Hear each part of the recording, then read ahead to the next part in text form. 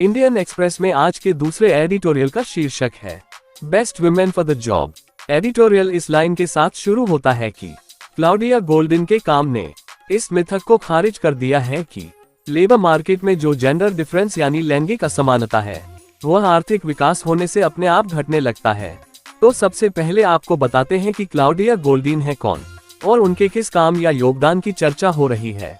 दरअसल हार्वर्ड विश्वविद्यालय में प्रोफेसर क्लाउडिया गोल्डिन ने अल्फ्रेड नोबेल की स्मृति में दिया जाने वाला इकोनॉमिक साइंसेज यानी आर्थिक विज्ञान का स्वेरिजेस विक्सबैंक पुरस्कार जीता है। इसे ही आमतौर पर अर्थशास्त्र का नोबेल भी कहते हैं। गोल्डिन के साइटेशन यानी प्रशस्ति पत्र में कहा गया है कि उन्होंने सदियों से जारी लेबर मार्केट में महिलाओं की कमाई और उनकी भागीदारी का पहला इतना गंभीर विवरण प्रदान किया। उनके शोध से पता चलता है कि लेबर मार्केट में इतना लैंगिक असमानता क्यों है। लेकिन विडंबना देखिए कि 1969 में ये पुरस्कार शुरू हुआ और तब से अब तक गोल्डिन अर्थशास्त्र का नोबेल जीतने वाली केवल तीसरी महिला है, जबकि उनका शोध गहन अध्ययन और जानकारी से भरा हुआ है।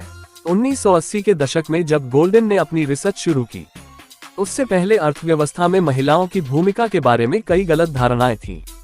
उदाहरण के लिए यह मानना आम बात थी कि जैसे जैसे औद्योगिकरण बढ़ता गया अर्थव्यवस्था में महिलाओं की भागीदारी भी बढ़ती गई।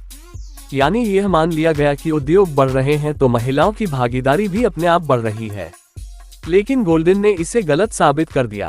अब आप समझिए कि गोल्डिन का ये रिसर्च क्यों इतना महत्वपूर्ण है। दरअसल गोल्डिन ने अपनी स्टडी के लिए 200 साल पीछे जाकर अमेरिका की अर्थव्यवस्था से जुड़े आंकड़ों को खंगाला। ऐसा करके उन्होंने पाया कि वेतन भोगी अमेरिकी महिलाओं और देश की अर्थव्यवस्था के बीच एक यू शेप रिश्ता है, यानी अंग्रेजी के लेटर यू की तरह महिलाओं की भागीदारी पहले ऊपर थी, फिर वह नीचे की तरफ गई और थोड़ी स्थिरता के बाद दोबारा ऊपर पहुंच गई। गोल्डिन ने पाया कि अर्थव्यवस्था में महिलाओं की भागीदारी 19वीं शताब्दी के दौरान कम हुई क्योंकि अमेरिकी अर्थव्यवस्था कृषि से औद्योगिक अर्थव्यवस्था में तब्दील हुई। लेकिन इसके बाद 20वीं शताब्दी में शिक्षा के बढ़ते स्तर, बढ़ती वैज्ञानिक उपलब्धियों के साथ ही ये ग्राफ ऊपर चला गया।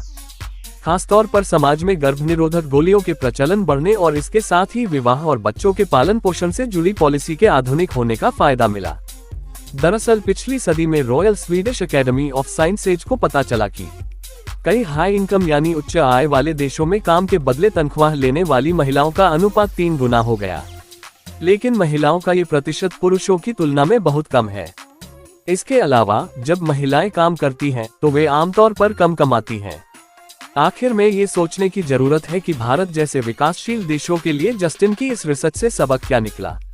सबक ये है कि इस मुद्दे का अधिक बारीकी से अध्ययन करने की आवश्यकता है, न केवल इसलिए कि अर्थव्यवस्था में भागीदारी से महिलाओं को अलग रखना आधी आबादी के लिए गहरा अन्याय है, बल्कि इसलिए भी कि देश की अर्थव्यवस्था में सर्वश्रेष्ठ महिलाओं की पहुंच होनी चाहिए।